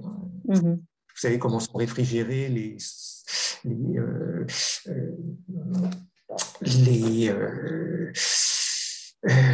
serveurs qui sont nécessaires à nos communications électroniques. Et ça, c'est une multitude de décisions, c'est une multitude d'actions, et c'est beaucoup plus compliqué, finalement. Mais je pense aussi que c'est à force de représenter les conséquences de notre inertie actuelle que ces décisions pourront être prises. Et je pense d'ailleurs que à bas bruit, c'est quelque chose qui est en train de se produire. Si on regarde les comportements de très nombreux jeunes aujourd'hui, évidemment, ce n'est pas tout le monde, hein, mais si on regarde ce que font dans la pratique de très nombreux jeunes aujourd'hui qui ont renoncé à beaucoup de choses, qui ont renoncé à consommer énormément de choses auxquelles leurs parents n'étaient pas prêts à renoncer, et bien, je pense que les fictions ne restent pas sans effet. D'accord. Alors évidemment, ça ne va pas à la vitesse qu'il faudrait. Mais je pense que produire des fictions, commenter les fictions qu'on a vues, organiser des débats, continuer à discuter, c'est pas sans effet. Et j'avais un exemple en tête comme ça du GIEC, je ne sais plus le nom du président, qui avait beaucoup alerté depuis une trentaine d'années et qui s'était rendu compte que plus il alertait sur les problématiques du climat, plus ça, justement, ça avait une réaction contraphobique, quoi. Alors, il avait changé son fusil d'épaule, en essayant justement de ne pas utiliser les mêmes outils pour prévenir des catastrophes. Alors oui, Joselle, cette déclaration à laquelle vous pensez, mais c'est vrai qu'il faut toujours se poser la question de la manière dont on représente la catastrophe. Alors, je ne sais pas comment il a transformé sa manière d'en parler, mais je pense qu'en effet, il faut toujours s'interroger sur la manière dont on représente la catastrophe et qu'il faut inventer sans arrêt de nouvelles manières. Oui. De ce point de vue-là, la prolifération des fictions apocalyptiques, c'est au moins le signe qu'on cherche. C'est au moins le signe qu'on active notre imagination, et donc c'est encore une raison d'espérer. Moi, ce qui m'intéresse dans ces fictions, c'est qu'elles font table rase de l'existant pour nous faire imaginer un autre monde, et qu'elles nous demandent d'imaginer le monde d'après. Et c'est ce qu'on a besoin de faire en ce moment. Du coup, dans le même ordre d'idée que, notamment sur le nucléaire, il y a une remarque disant que dans ma ville, au Grand Théâtre, un fameux directeur avait détourné un opéra de Wagner au service d'une métaphore contre l'Holocauste nucléaire. Donc, pour être surtout... Voilà. Ensuite, il y a deux autres questions. Peut-on mobiliser seulement par l'apocalypse? Faut-il une utopie pour agir? Et deuxième question, l'absence de poésie est-elle une zone de confort dans laquelle on se complaît par paresse? C'est méchant comme question. Alors, sur utopie et apocalypse, moi je pense que les deux se touchent vraiment. Apocalypse, en grec, ça veut dire révélation, et l'apocalypse pour les chrétiens, c'est le moment de la révélation du monde à venir, de la Jérusalem céleste et de notre salut à tous pour l'éternité. Donc, l'apocalypse, au sens strict, ce n'est pas simplement la menace de l'anéantissement, c'est le contraire. C'est la révélation du royaume de Dieu. Donc, dès l'origine, utopie et apocalypse se touchent. Et aujourd'hui, les fictions, alors on est devenu laïque aujourd'hui, et les fictions que j'étudie, elles sont toutes profanes, mais on les comprend vraiment que si on se reporte à ce sens-là du mot apocalypse. La destruction du monde et l'occasion, le kairos, comme je le disais tout à l'heure, de penser le monde d'après, parce que sous la menace de la destruction, la menace de la destruction exige de nous qu'on pense l'après, exige de nous qu'on imagine comment recomposer un monde. Et aujourd'hui, l'emprise du capitalisme est telle que vraiment nous avons un énorme travail d'imagination à faire, parce que ce qui nous désespère souvent, c'est qu'on ne sait pas, les moyens nous manquent, on ne sait pas comment faire, on ne sait pas que dire à ces gens qui objectent aux écologistes, par exemple, mais que leur emploi va disparaître, que si on ferme les usines, il n'y aura plus de travail, etc. On ne sait pas quoi dire devant le désarroi économique. Et on a un énorme travail d'imagination à faire pour savoir comment recomposer un monde. Quand on parlait tout à l'heure des presque 10 milliards d'habitants sur la Terre, effectivement, c'est un autre problème, et un problème qu'on ne sait pas du tout affronter. La Terre ne peut pas nourrir durablement et bien, sans dégradation écologique extrême, 10 milliards d'êtres humains. Mais à qui va-t-on dire qu'il faut arrêter de faire des enfants et comment le dire et comment rendre ça acceptable? Alors là, il faut un énorme travail d'imagination politique pour concevoir des solutions. Je pense aussi beaucoup à Donna Haraway qui a le courage de mettre cette question-là sur la table. D'en vivre avec le trouble, qui est un livre assez bluffant, elle termine avec cette question. Comment faire décroître la population de manière démocratique? C'est difficile à imaginer. Et donc, il faut de la poésie. Ça me permet d'enchaîner sur la question suivante. Il faut de la poésie, et je pense encore à ce livre de Donna Haraway. Elle imagine les 3 siècles à venir. Et donc, elle imagine une petite fiction. Elle n'est pas du tout romancière, elle est philosophe et elle vient de la biologie, sa discipline d'origine. Et elle imagine là une petite fiction parce que c'est la seule forme sous laquelle elle puisse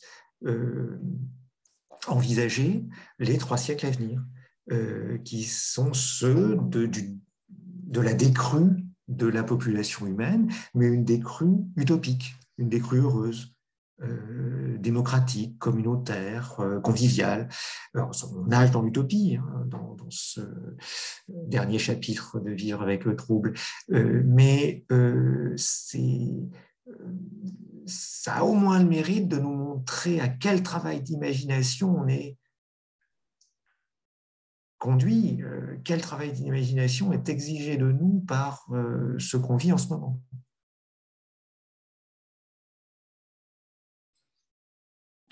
Interventions qui souhaitent intervenir, que par chat ou par oral, tout simplement.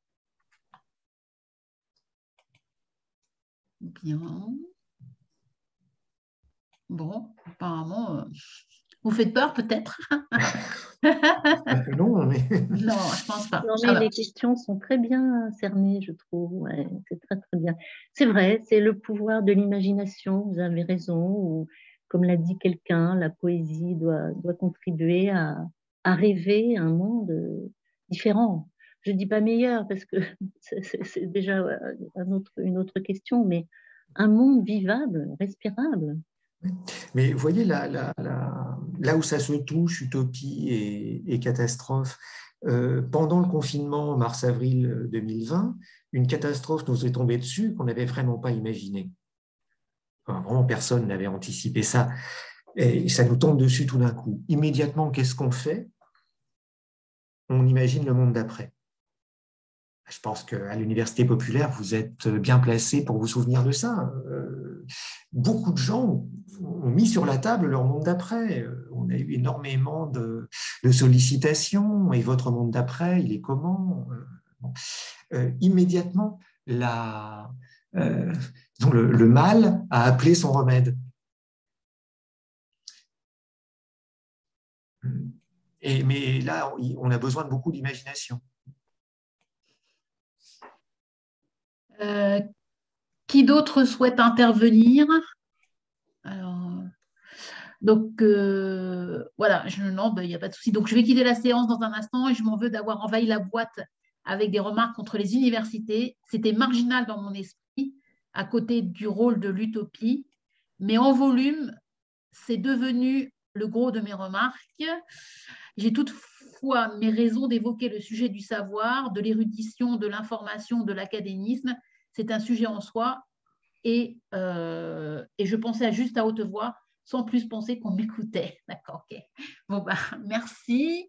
Est-ce qu'il y a d'autres questions, remarques par oral ou par le biais de la discussion?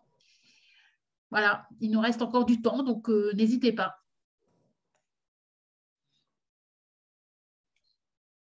Eh ben, je pense que vous avez été complet. Personne d'autre? Mais je ne sais pas, peut-être que toutes ces questions-là vont nous faire réfléchir de nouveau et trouver un accès un possible changement. Enfin, c'est quand même... Mais enfin, je trouve que la marge est très étroite quand même. Je suis pas très optimiste.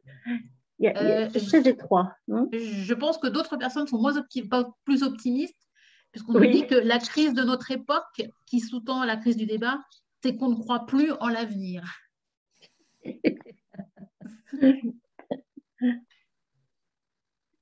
Peut-être que du côté de la bibliothèque, il y a peut-être des personnes qui veulent intervenir, poser des questions. Emmanuel. Oui, oui, nous sommes là. Alors, on est plusieurs et il y a eu des questions posées par écrit tout à l'heure par une personne de la bibliothèque. On en a une autre. Ah, bah, très bien. Vous l'écrivez ou la personne va parler? Je vais parler. Super. Dans quelle mesure l'homme a-t-il besoin d'avoir peur pour s'autoriser à faire l'inconcevable, donc en clair à ne rien faire?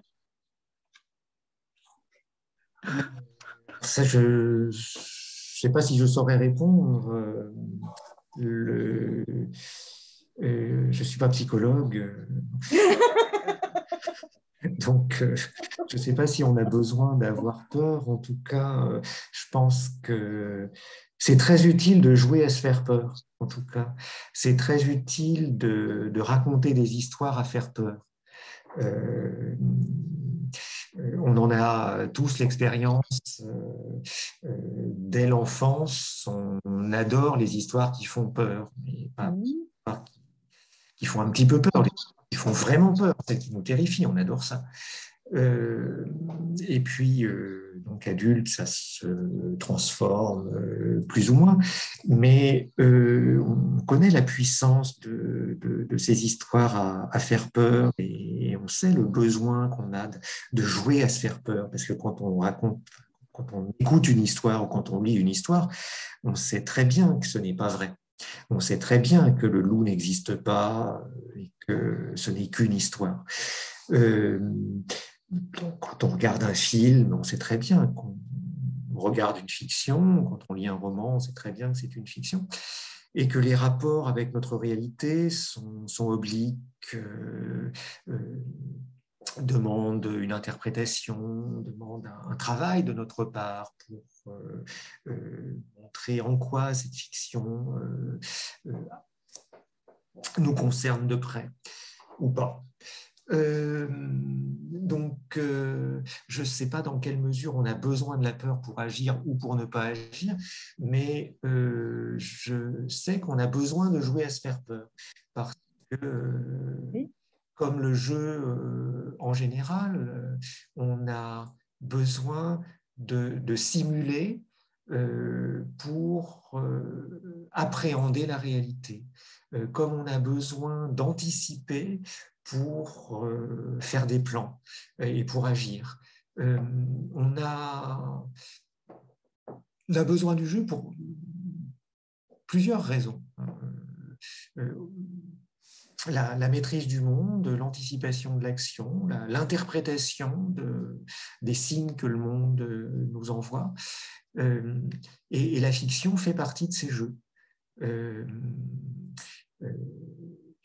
Et donc, il faut écrire ou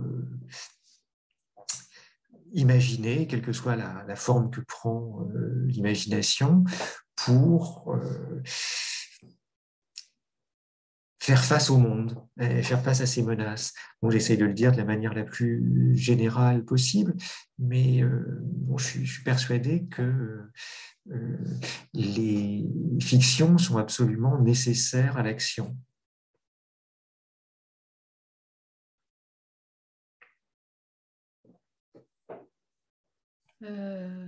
Bon.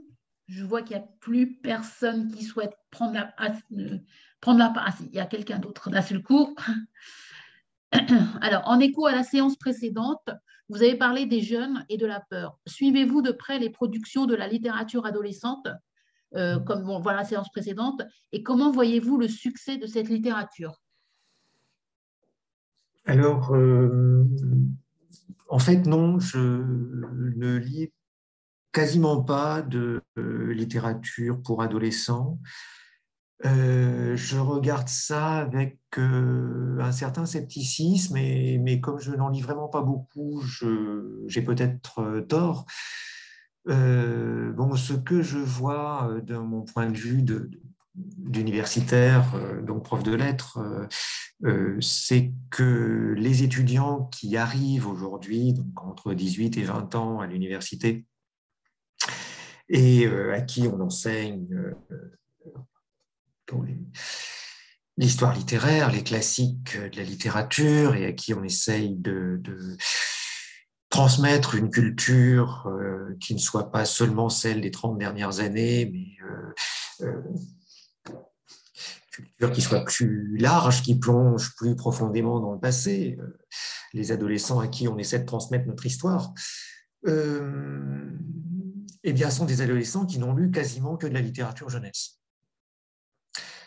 Et ça, en tant qu'enseignant, ça me pose un problème parce qu'ils ont lu beaucoup de littérature jeunesse, mais ils n'ont quasiment rien lu d'autre. Et quand ils arrivent à l'université, ils découvrent qu'il y a une littérature plus exigeante, un petit peu plus difficile parce que la langue a changé, parce que le vocabulaire est un petit peu plus compliqué, parce que la syntaxe peut être plus compliquée aussi, parce qu'il y a des connaissances historiques à maîtriser, etc. Et c'est difficile. Donc, d'une part, je pense que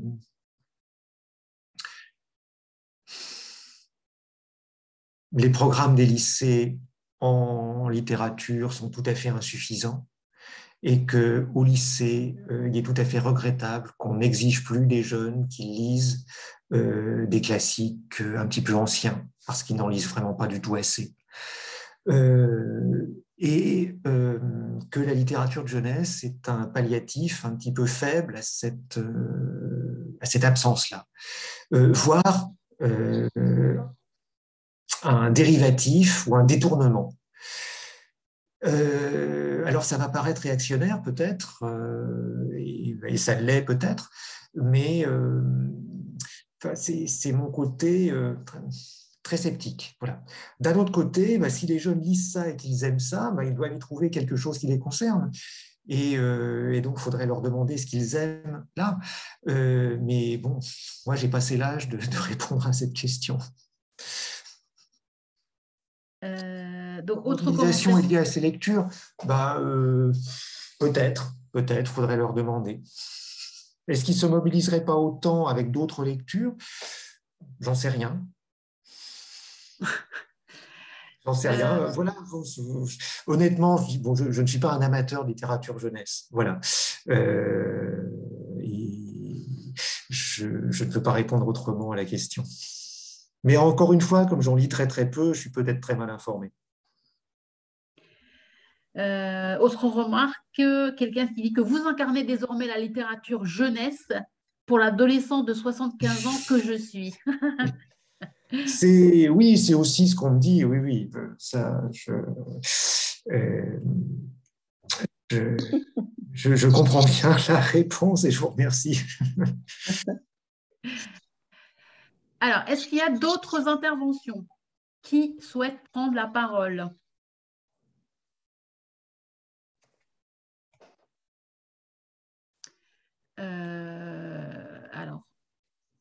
Ah oui.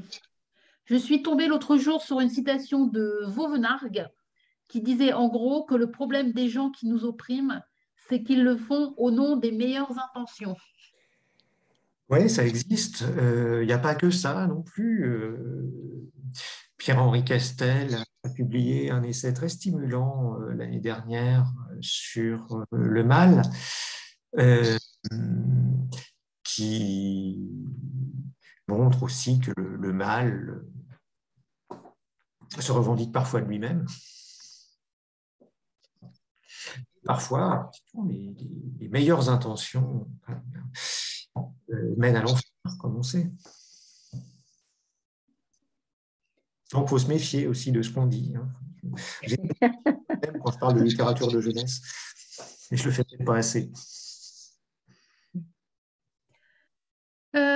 Qui d'autre? Qui souhaite prendre la parole par le chat ou par l'oral en levant la main ou en prenant la parole? Ok. Bon, Dernier tour. Alors, vous vous excusez de pouvoir être pris pour un réac. Pourquoi cette manie des intellos de s'excuser quand ils ne sont pas à 100% progressistes bon teint?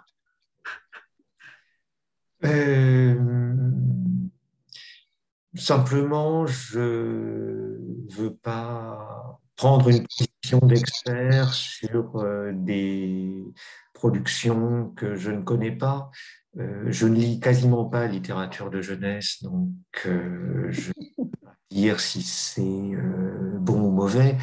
Je regrette simplement que dans certains programmes d'enseignement, ça ait largement pris la place de lectures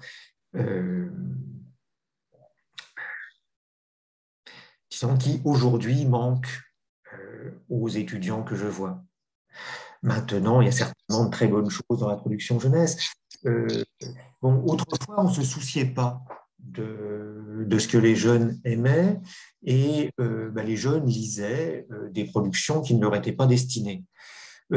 Moi, j'ai appris à lire comme ça et je me suis passionné pour des romans qui ne m'étaient pas destinés parce qu'il n'y avait pas de production destinée à mon âge, ou pas beaucoup. Enfin, ça commençait dans les années 60, 70, mais ce n'était pas encore très, très développé. Et puis surtout, j'ai appris à lire en lisant d'autres choses. Et notamment parce que ça ne m'était pas destiné, parce que c'était destiné aux adultes, que c'était intéressant. C'était un peu transgressif aussi de lire, on lisait des choses qui n'étaient pas pour nous. Et c'était d'autant plus stimulant que c'était un petit peu pas interdit, mais on ne racontait pas tout ce qu'on lisait à ses parents. Aujourd'hui, il y a une énorme production pour les jeunes qui, du coup, ne lisent qu'elles. Et je me demande si le fait de profiter de cette abondante production dédiée ne les prive pas d'aller voir ailleurs, d'aller chercher ailleurs. Mais je n'ai pas de réponse à cette question. C'est bien aussi de bénéficier de la considération des vieux qui destinent aux jeunes les livres qu'ils écrivent. Non, j'ai pas de réponse. Je veux avoir une réponse tranchée, donc voilà pourquoi ces excuses. Je veux pas avoir l'air 100% bon teint. Je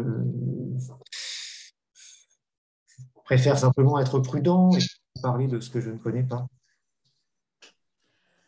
Alors, en dehors de la qualité ou non de cette littérature, n'êtes-vous pas étonné de l'engouement pour ces thèmes post-apocalyptiques et relatifs à un autre monde, voire une utopie?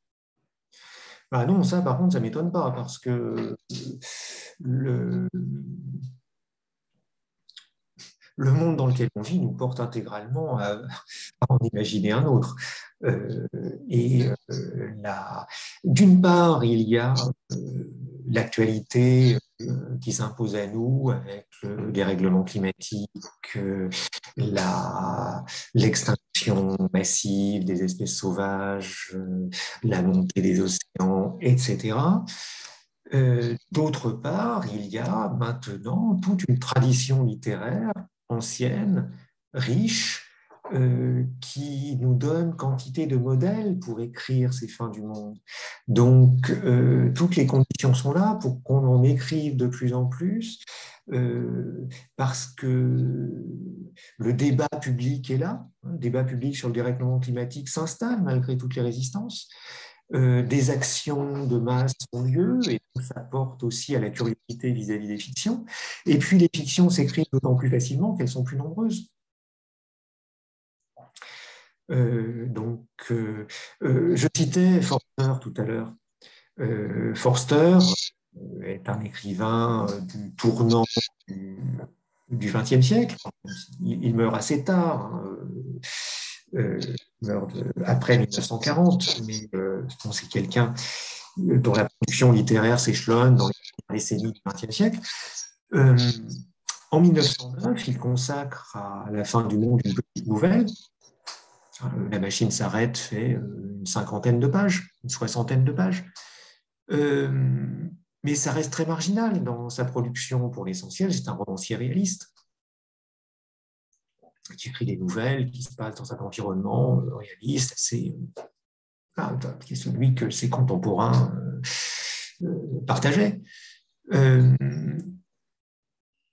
S'il vivait aujourd'hui, les fictions de la fin du monde seraient devenues sa lecture ordinaire, et on peut penser que ce qu'il avait à dire dans La machine s'arrête, il l'aurait développé d'une toute autre manière.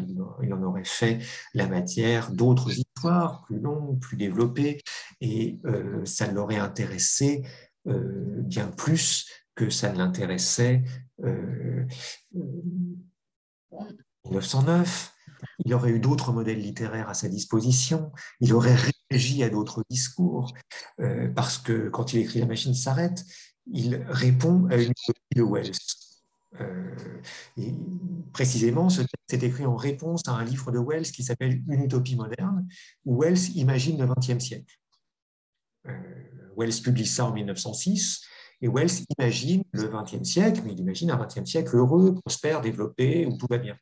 Un XXe siècle socialiste, où le socialisme ayant gagné, la prospérité et l'égalité sont là. Forster répond que non, ce qui est là, c'est la mécanisation, et c'est le contraire de la vie. Eh bien, si Forster écrivait aujourd'hui, il aurait bien d'autres textes auxquels répondre.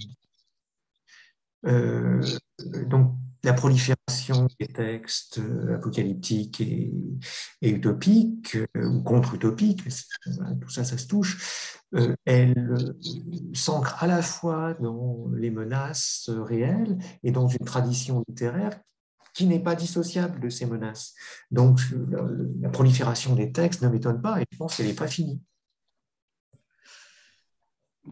Alors, le communisme n'était... Alors, oui, il y a plusieurs questions, en fait. Oui, il y a plusieurs questions. Il y a le programme du bac. Les programmes du bac prescrivent-ils Harry Potter? Avec une question disant, merci de ne pas confondre collège et lycée, un prof de lettres. Alors, je ne voulais pas attaquer les collègues, ni des collèges, ni des lycées. Et je sais aussi que les programmes viennent d'en haut. Mais... Voilà, je regrettais simplement que les bacheliers qui nous arrivent aient une formation littéraire très, très limitée. Mais bon, je sais aussi que les collègues font ce qu'ils peuvent, hein, ce n'est pas une attaque contre eux. Et puis, si le communisme n'était pas la dernière utopie, j'espère que non. Le communisme a été une utopie, il l'est sans doute encore d'ailleurs, et bien sûr, les critiques contre le socialisme réel ont dévalué l'utopie, ont fait écrire à beaucoup de gens que l'utopie était une chose du passé, ont produit une énorme méfiance contre tout ce qui s'apparente au socialisme. Bien sûr, le stalinisme a produit une énorme défiance et une réaction proprement réactionnaire. Bien sûr, c'est extrêmement dur de reconstruire des projets politique sur ces ruines-là. Mais bon, je crois que si on ne le fait pas, personne ne le fera à notre place. Et par contre, des projets politiques opposés, des projets politiques qui prônent la poursuite du creusement des inégalités, la poursuite de l'exploitation des ressources de la terre, la poursuite de la mécanisation, la poursuite de la destruction des environnements, la poursuite de l'enrichissement personnel du plus petit nombre. Ces projets politiques existent et ils se traduisent bien en actes.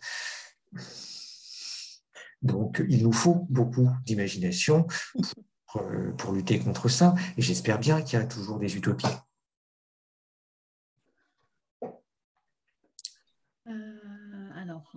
Alors, le thème post-apocalyptique, repris ainsi dans une masse de production de différents types, dont certaines pourraient s'approcher de la consommation, serait-il finalement une victoire du capitalisme dans sa capacité à se maintenir? Alors,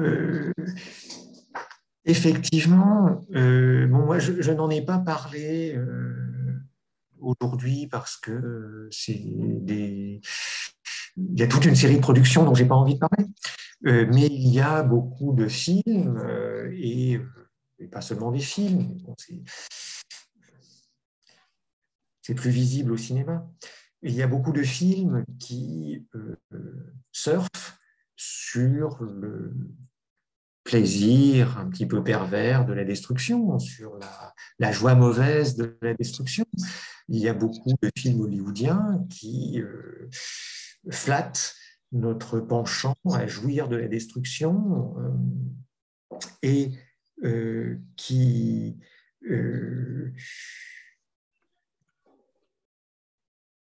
sont tout à fait désespérantes en réalité.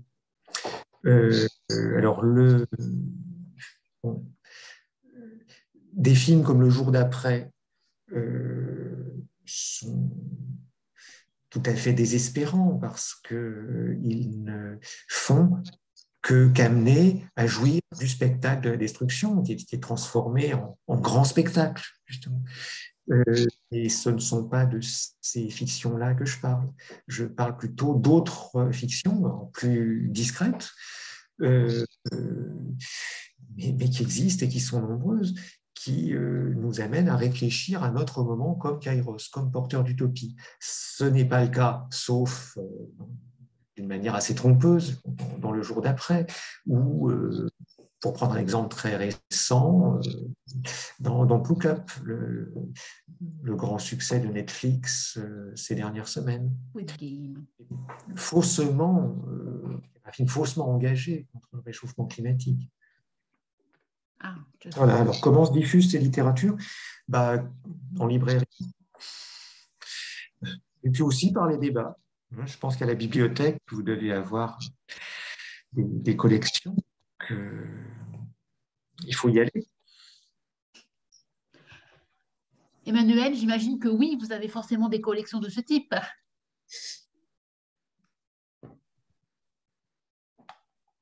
Ok. Bon. Je pense que le temps. Bien évidemment. Et voilà. Je lis la suite de la question. A-t-on des indicateurs? Moi, non. En tout cas, je n'en ai pas. C'est une méthode de travail qui n'est pas la mienne et je ne saurais pas faire ça. Donc, il faudrait regarder les ventes des livres, il faudrait faire des enquêtes auprès des lecteurs. Moi, je ne sais pas faire ça. Donc, c'est quelque chose qu'on pourrait faire et qui serait intéressant, mais je ne suis pas sûr que ça ait déjà été fait. Et si ça a déjà été fait, je n'en ai pas connaissance.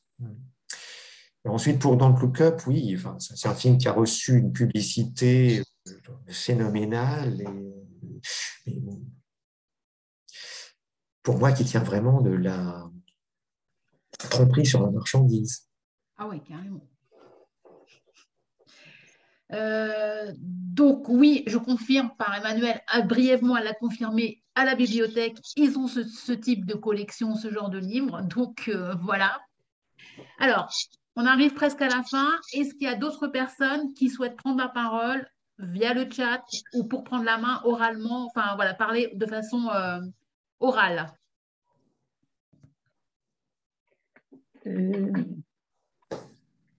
Oui.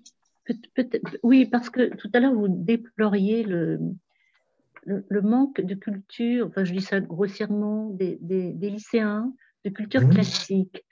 Et est-ce que vous pourriez préciser, au profit d'une certaine littérature de science-fiction, comme on l'a dit la dernière fois, et qu'est-ce qui fait défaut en amont de l'adolescence pour que cette ouverture au monde par une littérature classique soit appréciée à la fois des étudiants et des enseignants? Je pense que, bon, je vais vous faire une réponse d'enseignant, hein. Ce que je vois chez mes étudiants, c'est une difficulté à appréhender des textes un petit peu anciens. Et anciens, ça commence dès le 19e siècle, parce que même les romans du 19e siècle sont écrits dans une langue qui s'est un peu éloignée. Ah oui. Bon, ça c'est normal, la langue évolue. Mhm. Mais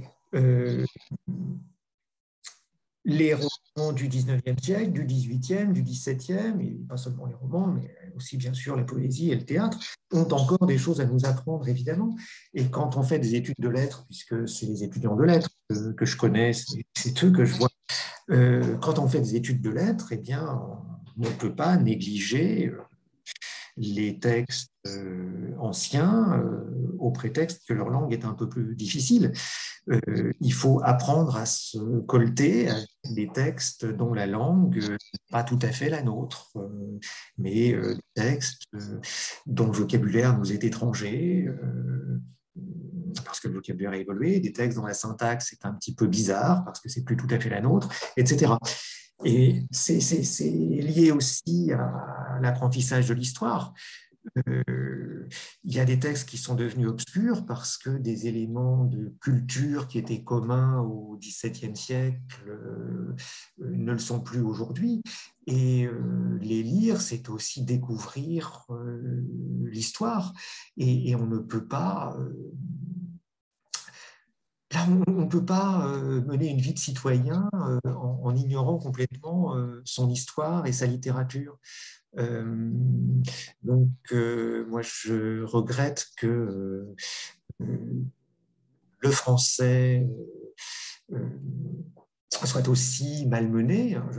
On a perdu des heures dans l'enseignement du français au lycée et je crois au collège aussi. Et on ne facilite pas l'approche de textes anciens. Et quand je dis anciens, j'inclus le 19e siècle dans ce qui est ancien, parce que je perçois que même le 19e siècle peut devenir difficile à lire. On ne facilite pas l'approche des textes anciens et donc on rend on éloigne les jeunes de leur histoire. On éloigne les jeunes de leur histoire. Et ça, c'est vraiment problématique pour la formation des citoyens. Maintenant, je sais aussi que c'est difficile parce que l'histoire va de plus en plus vite et c'est pas facile d'enseigner la littérature et l'histoire. Mais bon, l'institution, je crois vraiment que l'institution en ce moment ne nous aide pas. Alors, les intervenants de la semaine dernière sur la littérature jeunesse ont insisté sur la dimension camusienne de leur écriture. Égale post-apocalypse entraîne sens de la responsabilité. Il me semble que votre propos est plus social.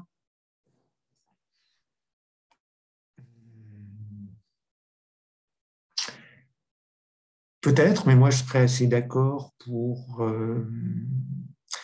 le sens de la responsabilité. En fait, je comprends mal l'opposition entre l'approche camusienne et le social. Jean-Louis, tu veux peut-être expliquer plus?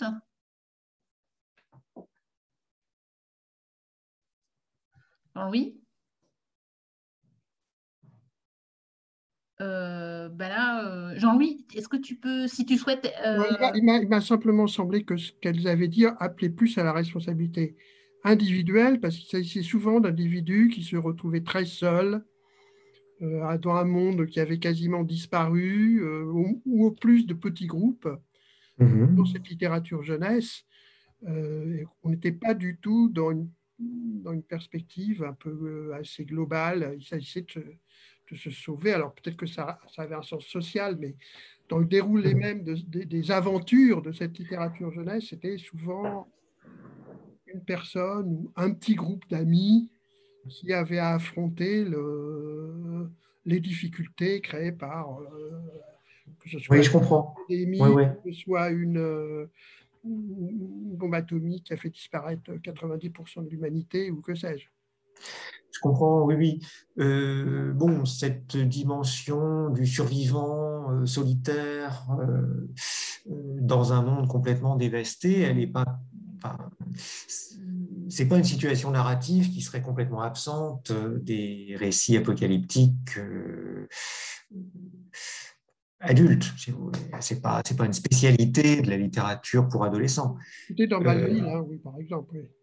Malville, c'est... Alors, quoique dans Malville, c'est un petit groupe d'une petite dizaine de personnes, et l'individualité y est très vite résorbée dans le collectif. Malville vante vraiment un communisme primitif, un communisme agraire dans des conditions qui sont proches du Moyen-Âge. Et l'individualité se résorbe vraiment dans le collectif. Mais si vous prenez Cormac McCarthy, La Route ou d'autres productions du même type, cette situation du personnage solitaire, vous la retrouvez aussi. Alors, il y a peut-être, c'est peut-être plus présent statistiquement dans la littérature pour adolescents, peut-être, j'en sais rien, mais on va trouver, il y a peut-être l'idée chez les auteurs de romans pour adolescents du scénario initiatique qui doit favoriser l'identification du lecteur à un personnage. Et il est important dans ce genre de scénario de conduire ce personnage vers un apprentissage. Cet apprentissage, il est nécessairement individuel. Donc, c'est peut-être à ça que pensaient les deux romancières que vous avez vues. Dans la littérature adolescente, peut-être, en effet, y a-t-il plus souvent ce scénario initiatique. Et ça, c'est pas un type de scénario que j'ai favorisé dans les lectures que j'ai privilégiées. J'ai sans doute privilégié une dimension plus collective. Alors, c'est vrai dans les exemples auxquels je pense tout de suite. Dans Malville, il y a un petit groupe de survivants, mais qui est toujours regardé comme un groupe, et pas comme un conglomérat d'individus, mais vraiment comme un groupe. Il s'agit de faire groupe. Ce qui est vraiment à protéger pour les personnages de Malville, c'est Malville lui-même, c'est la communauté. Il s'agit de faire communauté vraiment pour eux. C'est vrai dans l'aveuglement, puisque là, il y a un groupe de 7 aveugles qui est aussi un groupe, ce n'est pas du tout une histoire individuelle. C'est vrai dans Leftovers, puisque là aussi, on regarde la société des survivants, et ils sont très nombreux, puisqu'ils sont 98%. Donc, le côté de l'imaginaire auquel je me suis intéressé est moins le côté apprentissage, initiation, acquisition d'un sens individuel de la responsabilité, que le côté comment collectivement faire monde, comment refaire société, quel groupe constituons-nous. C'est plus ça.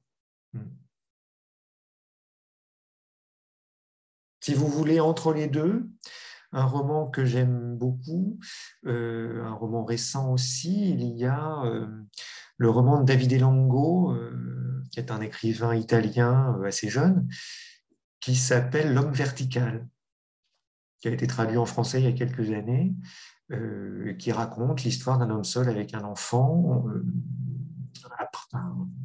après l'écroulement de la civilisation.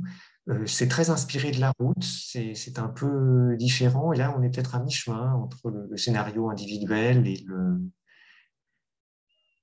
le social. Alors là, on arrive à la fin de notre séance. Un très grand merci, Monsieur Angélibert. Je vous en prie, merci à vous. Et merci à toutes les personnes qui sont venues à ces cycles, à ces deux séances du cycle. J'en vois certaines qui étaient déjà présentes la semaine dernière en visio. Donc, vous retrouverez les 2 séances sur le site internet de l'UP14. Et je vous invite au prochain cycle qui se déroulera en avril et qui aura pour objet démocratie et Internet.